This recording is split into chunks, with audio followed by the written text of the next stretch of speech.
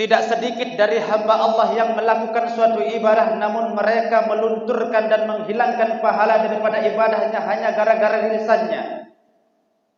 Dan banyak sekali di antara manusia yang melakukan suatu ibadah hanya gara-gara lidah yang tidak tertata dengan rapi, hingga pada akhirnya ibadah yang dilakukan tidak ada artinya.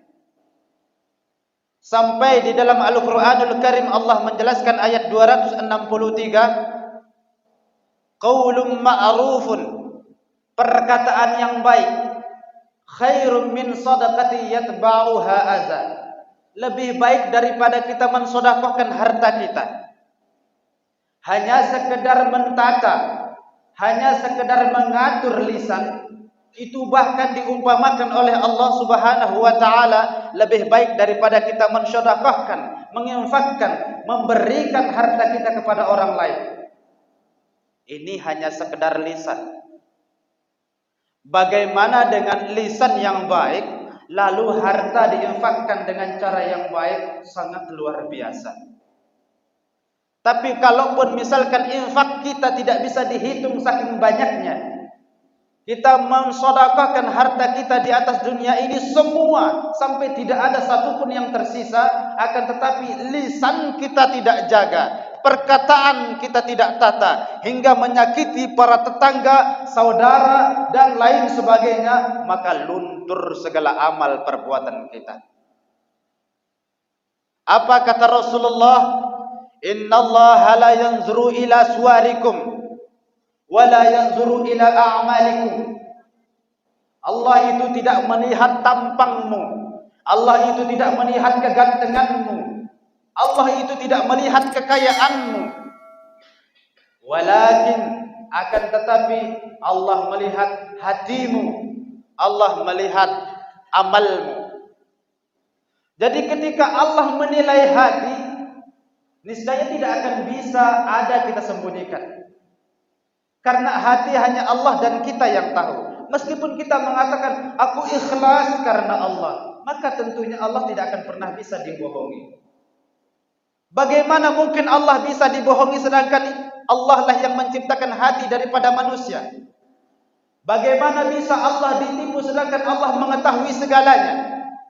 Bagaimana bisa kita mengelabui daripada penglihatan Allah, mengelabui daripada pengetahuan Allah, sedangkan dunia dan isinya Allah tahu segalanya? Maka bagaimana jalan kita menuju surga?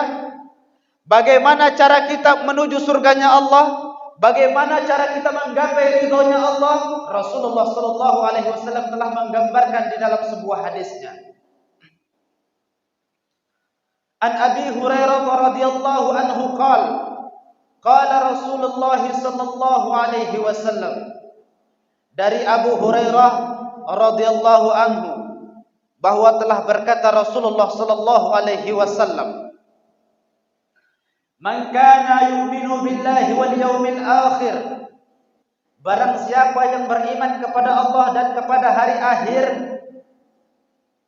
barang siapa, ini yang dimaksud barang siapa ini adalah semua kita, baik kita yang beragama Islam ataupun yang beragama tauhid, sama saja, kecuali yang beragama non muslim. Artinya kenapa dikatakan non muslim? Tidak termasuk kepada antuk minu billahi wal yaumil akhir, karena mereka itu tidak beriman kepada Allah dan kepada hari akhir maksudnya. Barang siapa yang beriman kepada Allah dan kepada hari akhir, falyakul khaira, maka harus dia berkata dengan baik, berbahasa dengan bahasa yang tidak menyinggung siapapun. Bagaimana kalau dia tidak bisa berbahasa dengan baik, Pak Ustadz? Auliyasmut, maka diamlah. Itu lebih baik. Jika kita tidak mampu berkata-kata dengan baik, jika kita tidak mampu berbahasa dengan tertata sehingga tidak menyinggung saudara-saudara kita, maka auliyasmut, maka diamlah kita. Itu lebih baik daripada kita cuap-cuap. Namun kadang-kadang kita, meskipun kita tidak tahu bahwa perkataan kita itu menyinggung daripada saudara kita, cuap-cuap betul tidak ada hentinya. pulang dari masjid, sholat rajin, puasa rajin. Habis itu menggibah saudara, menggunjing saudara sendiri, memfitnah saudara sendiri. Ini bisa melunturkan dan menggugurkan amal ibadah kita kepada Allah Subhanahu wa taala.